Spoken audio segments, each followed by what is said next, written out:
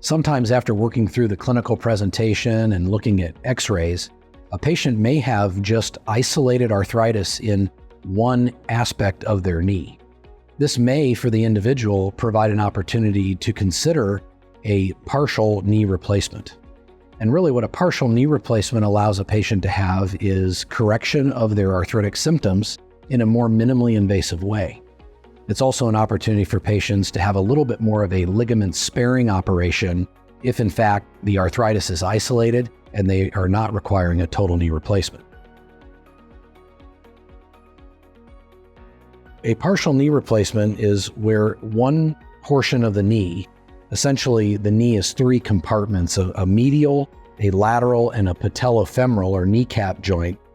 And if a patient has isolated arthritis on one side of the joint, we may be able to do a partial knee replacement. Essentially, in the operation, what we're able to do is to resurface just the inside portion of the femur bone as well as the tibia bone.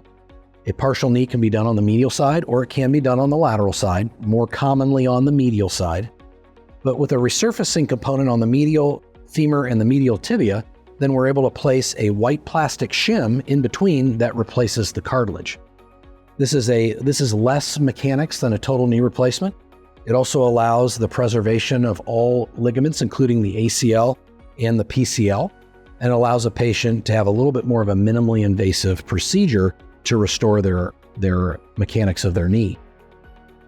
Patients will often ask if doing a partial knee replacement is a stopgap to an eventual total knee replacement. And studies have shown that as long as a patient is a good candidate and there's not arthritis already underneath the kneecap or on the lateral part of the knee, that a partial knee replacement is just as durable as a total knee replacement.